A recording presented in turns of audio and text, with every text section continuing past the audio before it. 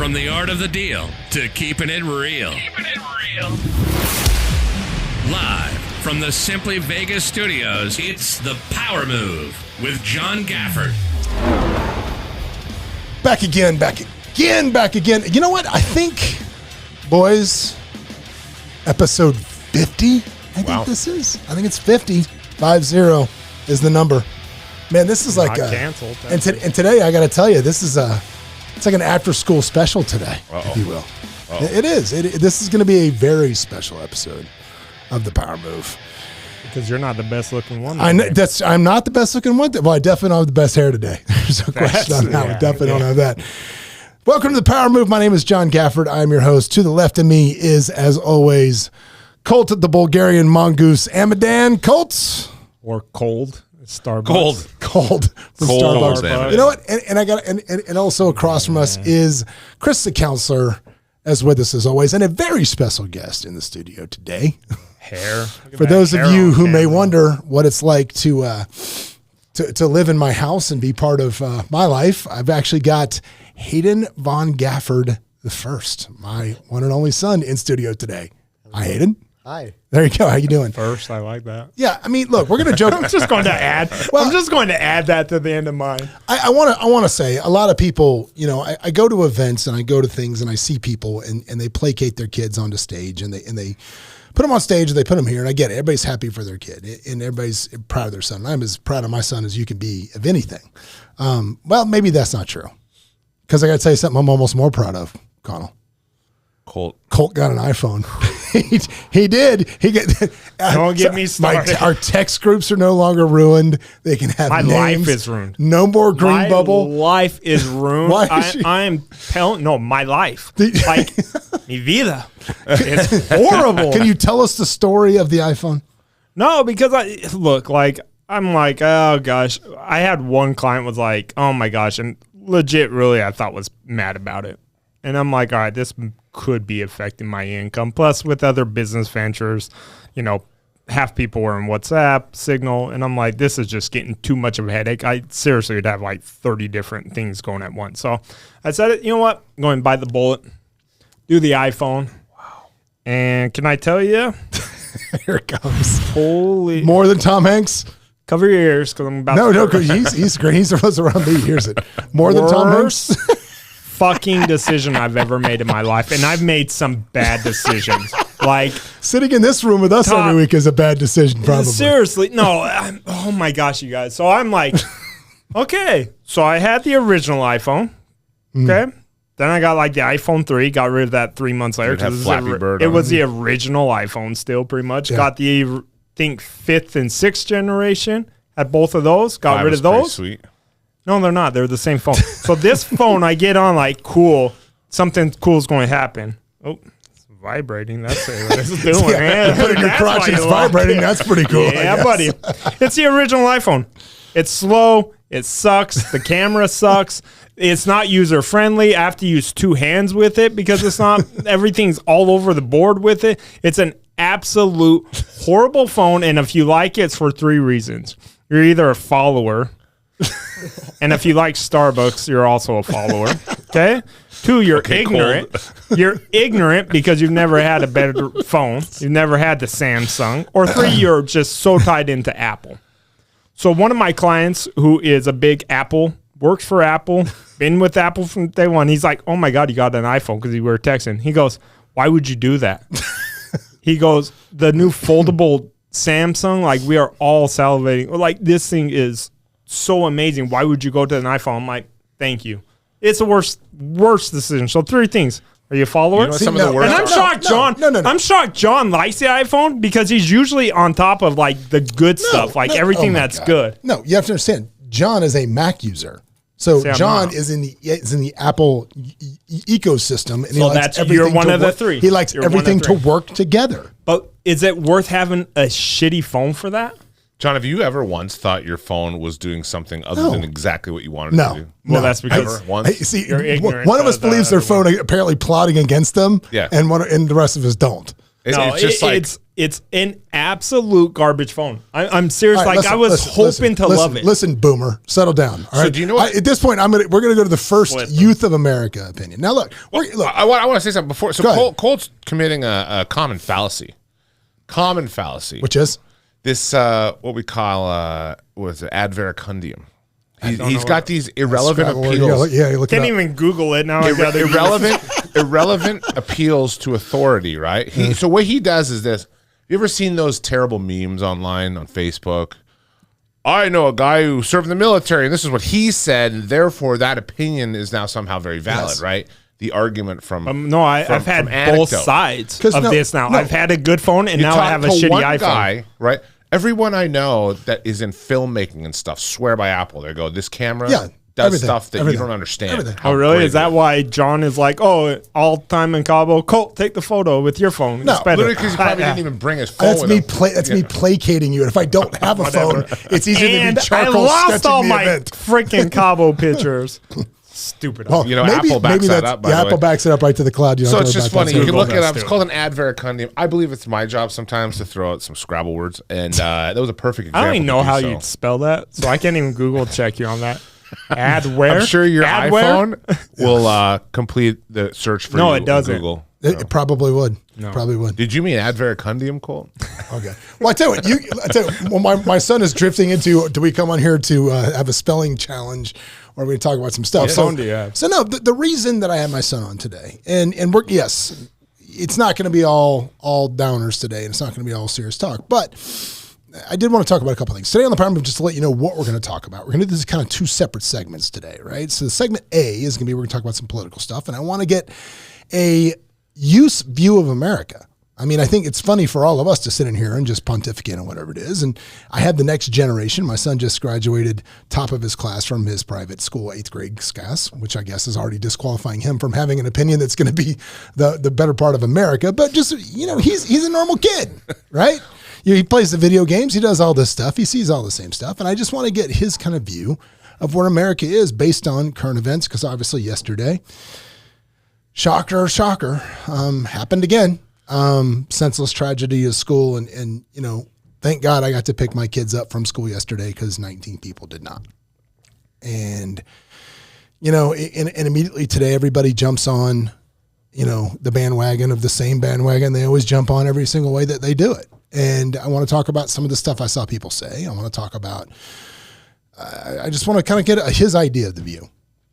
So, hi, Hayden. How are you? I'm good. You're good. So first of all, I guess before we get to the serious stuff, I'm going to allow Mr. Connell and Colt to question you about me and anything they want, because I think that people right now are hoping you say something that probably embarrasses me or shed some light. I don't feel that way in the very slightest. On the fact that I might put you in a closet. So, what? You boys have any? Go ahead, Colt. What's the first question for Hayden? How long does he take on his hair? His hair? I can answer. He wakes up like that. That probably takes like 30 minutes on his hair. It's not too long. Not too long. That is way long. See this right here? This is why you always need a counselor. We do. I've been with John. Yes. I've traveled with John.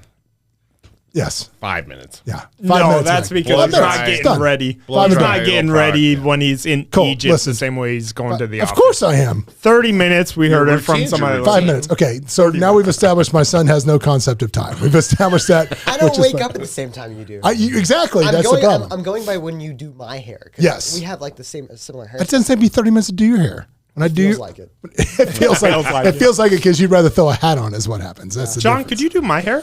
No. Is that why his hair looks so good? What do you beat him in? What do I beat him in? Pretty much any fighting video game. Any video game.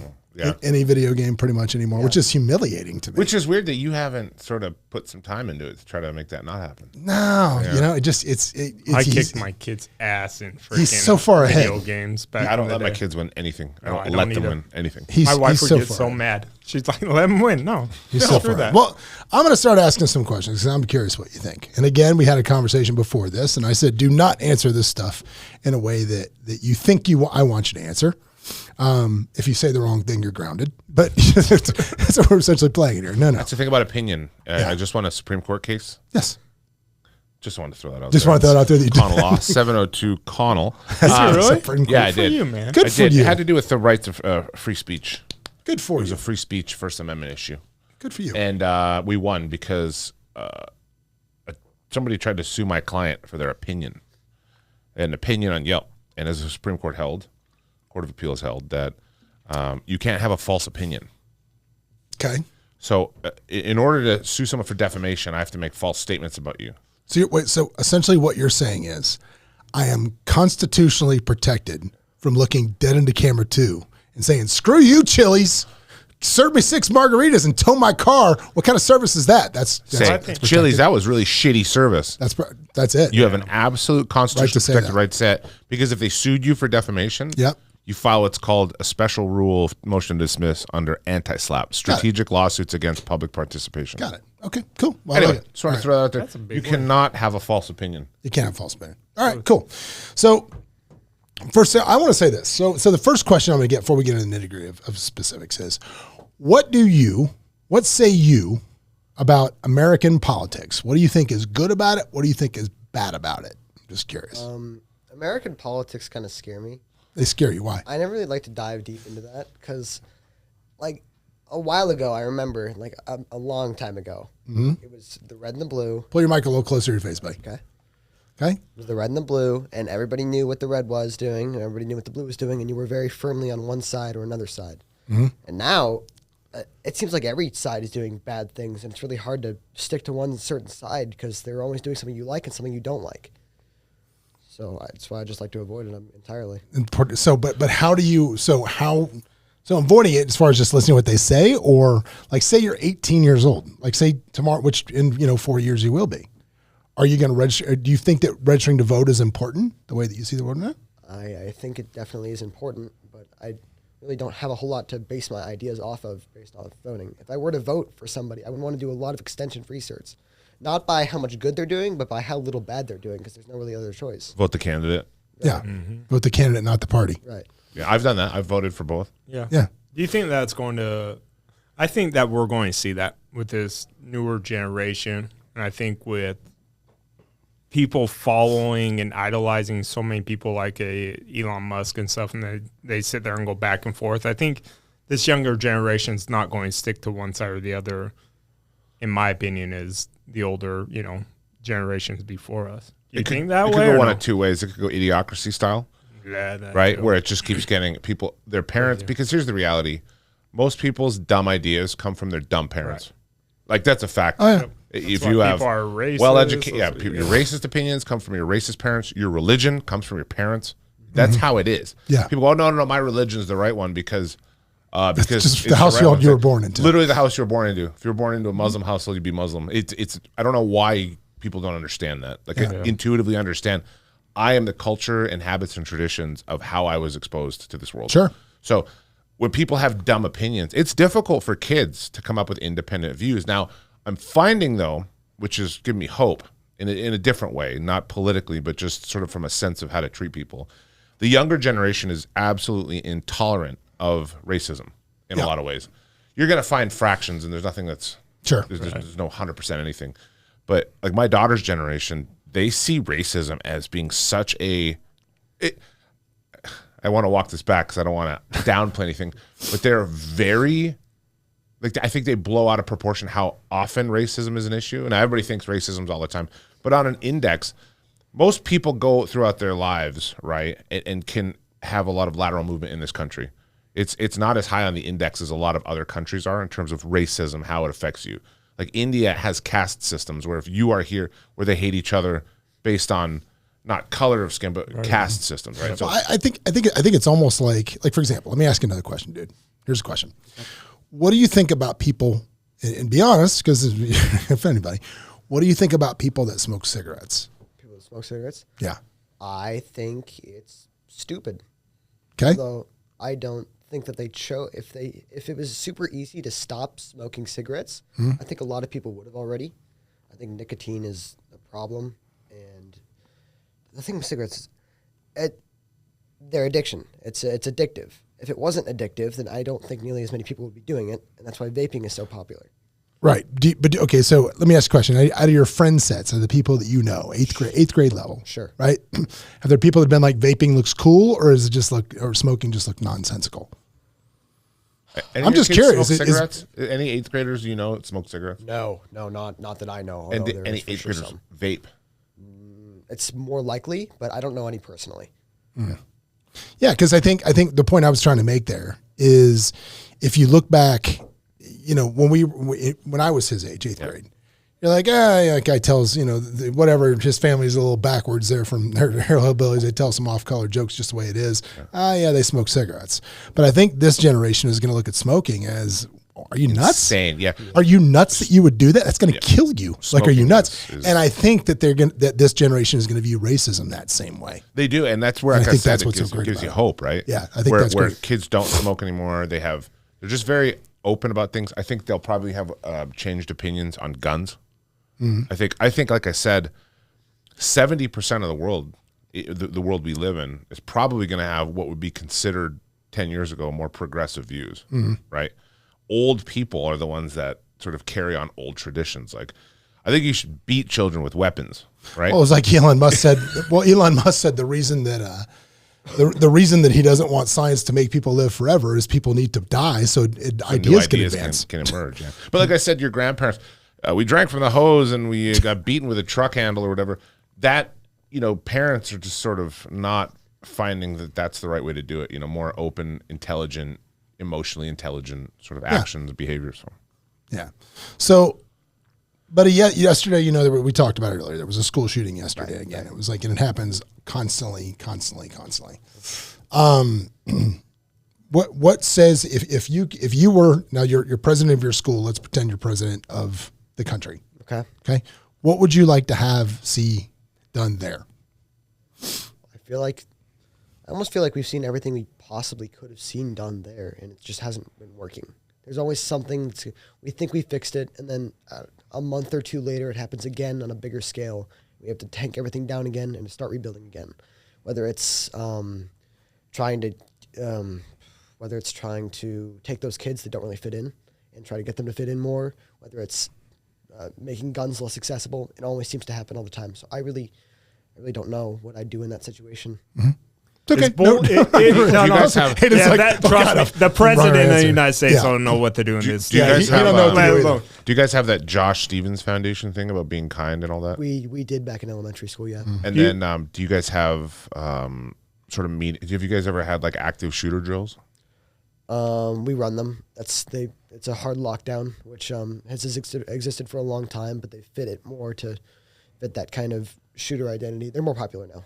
How do those make you feel when you're going through them? When I go through them, it kind of worries me how often we have to run through them. Like how we always have to be prepared for this, because like it really could happen at any time. They say there's 144 days gone by this year and 212 mass shootings. Yeah. Well, but the mass shootings.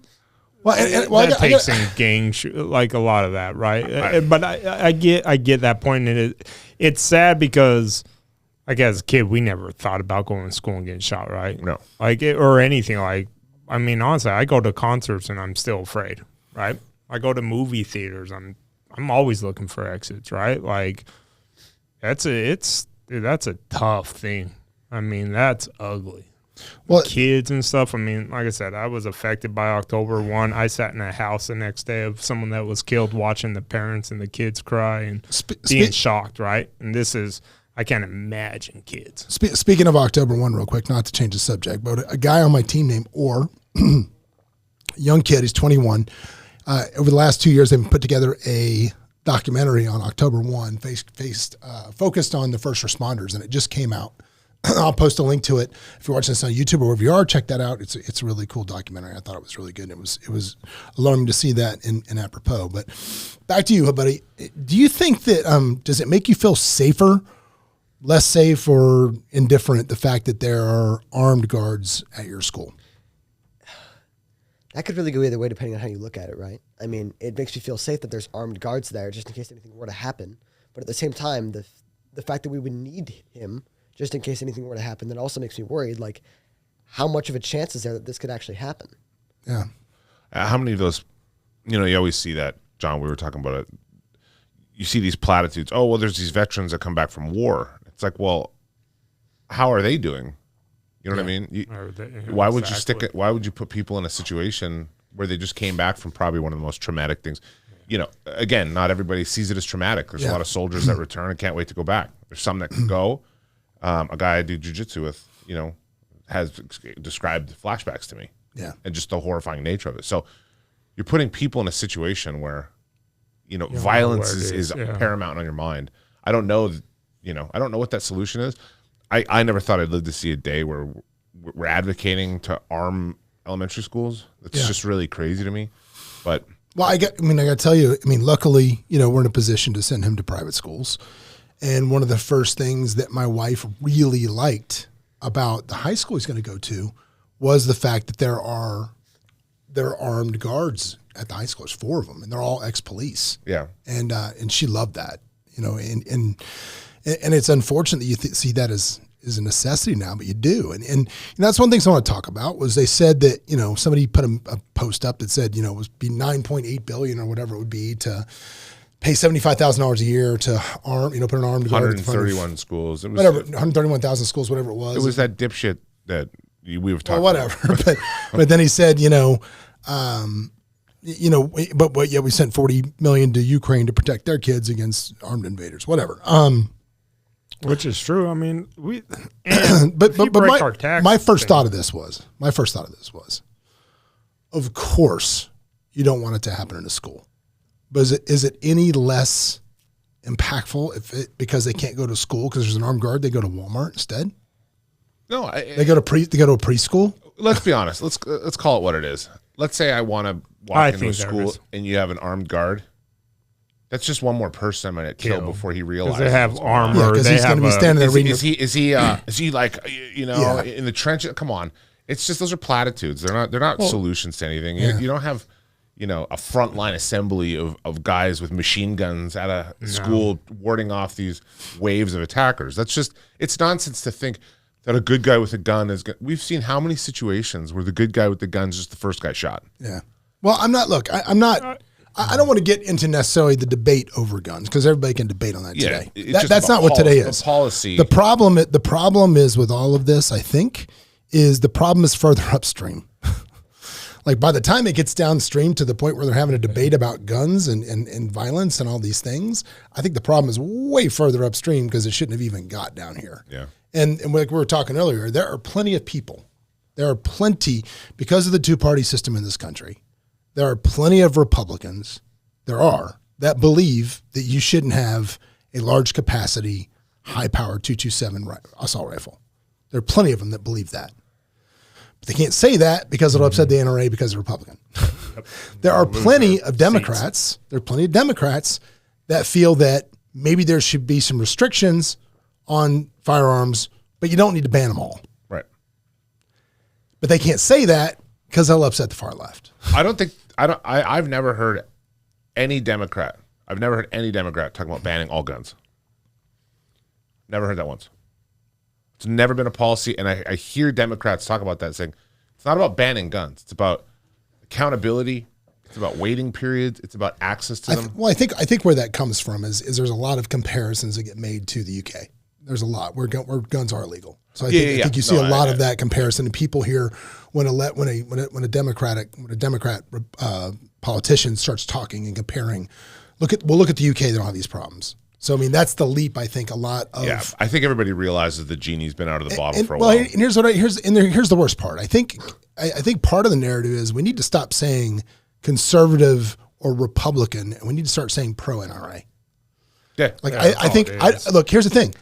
If you want to be pro NRA, be pro NRA. You want to be anti NRA, be anti NRA. But I think you should be able to be in either party and be either one of those things. Well, that's part of the problem. They shouldn't have that That's much part of my pull. upstream problem. How about like pro-sensible legislation versus unfettered access to, you know, machines? Again, we got to get further upstream, and that's all about one thing, which is money in the system. Right, and again, I don't believe anything's ever going to happen that's going to change it. No. Part of me believes the genie's out of the bottle because there are more guns in America than people. Yeah. What do you do? It would take 40, 50 years if you had buyback programs and cleanups and disposals or whatever, just for AR-15s, it would take 40 years. Well, apparently, I don't know what they were. Apparently, Australia implemented some sort of. Yeah, and I don't know what they were. There's 20 million people in Australia. Yeah, that's it. Yeah, again, I don't want to sound like these people always have a single shot answer, like that Jim Jeffries clip where he's talking about they had this Port Arthur shooting, massive shooting, and the government came in and said, that's it, no more guns. And everybody's like, yeah, these people are killing children or whatever. But in a country of 20 million people, or in a country like in Canada, that actually has as many guns per capita, I think, as America does, they're just all rifles and shotguns. Yeah.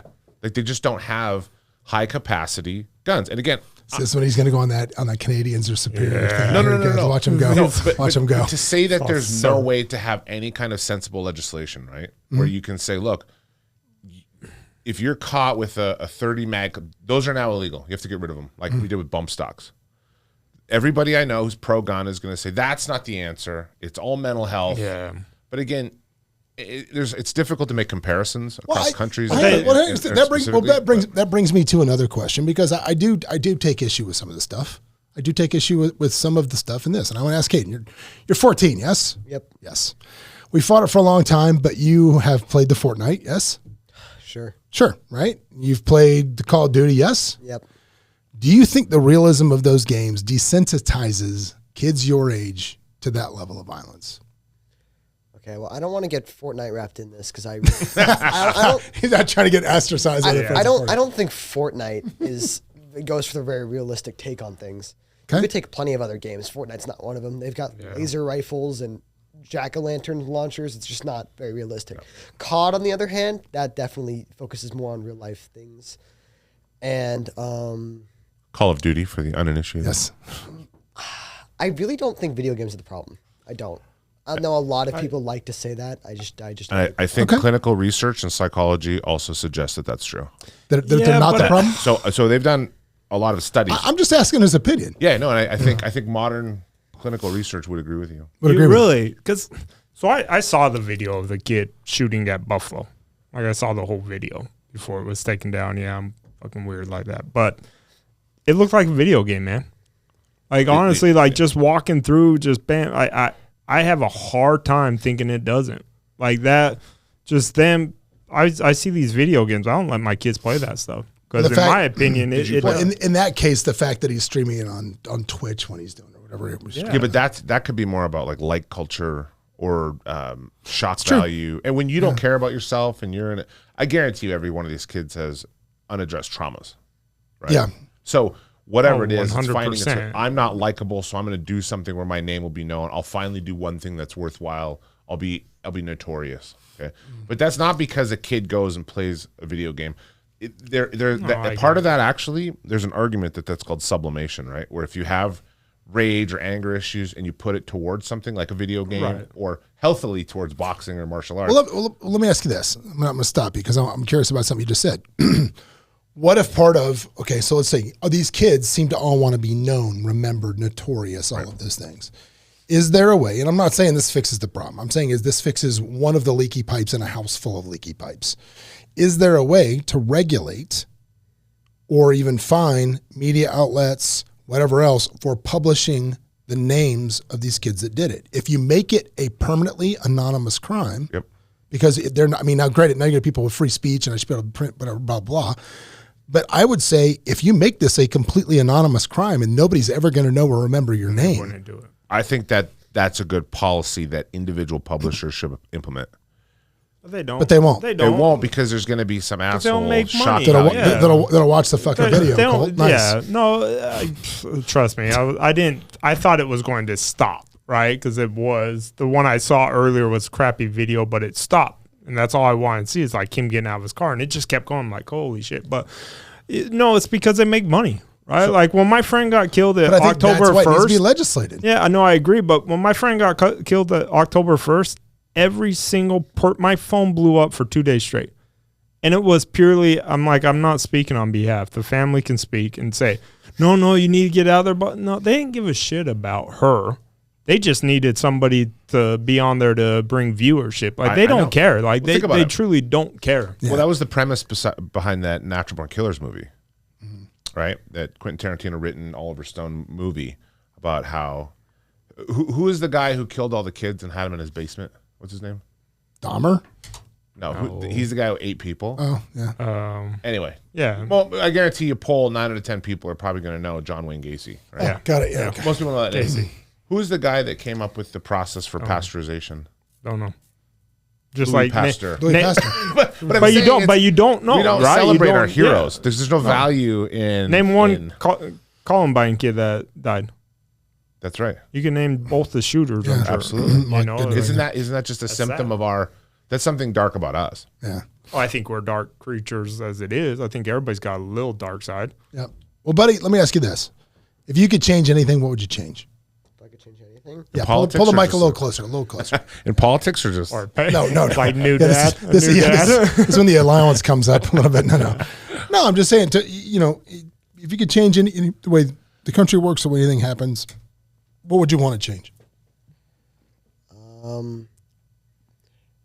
I don't like how everybody in this country seems to think that freedom is just a natural given thing that everybody should have, and it's not. We all have to work for freedom, but it seems like a lot of people in this country just think, oh, it's a necessity. Everybody needs to have freedom. That's why a lot of policies that could fix a lot of these problems in America don't get implemented because they violate people's freedom in this country. Mm-hmm. And I genuinely think America should be less focused on freedom, because what is it doing for us? It's getting a lot of kids killed. It's getting a lot of people killed because of just these situations that are happening that could easily be prevented, but we just can't stop them. That's a really astute point when you think that people always focus on freedom, but they forget about corresponding duties. Yeah. Because all rights come with duties, right? Because where your freedom stops is where my freedom to be free from you begins, right? And people always say, oh, I have the right, I have the freedom to carry a gun into a grocery store like an asshole. It's like, yeah, you do. You got a gun on your hip. But now am I free from you? Well, no, but now, do you have the freedom to shoot the weird person with the gun because you felt threatened? You know what I'm saying? Like, that's what I'm. So it's like the freedoms aren't just about your freedoms. It's shifting the me to we, right? And if people had empathy for their neighbors and actually cared about other Americans, as an American, your primary duty, if you're a true patriot, should be to care about the health and safety and wellness of all your other American brethren, right? That is a huge thing people forget, is that freedom of is the corollary is freedom from. Right. So you have a very good point, Hayden. I love that. That's a great answer. And my because freedom honestly, like the thing is that it's the perfect scare tactic to get you to vote for them. It's the same shit every single. I mean, I haven't been alive that long, but 40 years, the same thing. They're going to take abortion rights away. They're going to take guns away. They're going to take our rights away. Like America, like no, like just we can all agree. Stop making it. NRA needs to just step out politics. Like they've got to get rid of lobbyists. They've got to get rid of all this stuff, man. Like that's what's killing this country. Is everybody cares about their freaking bank. You know what? Just give every politician $1 million. Say, there you go. You can't make any more. My policy is 10. Make it the most sought after job. Make it like a professional athlete, where let's say there's 500 and some members in the House of Congress, right? 500 million. Bam, be done. 100 senators, 434 members. I can't remember. 36. It's 400 and change or something. I think they. Anyway, redistrictize, who knows what there is now.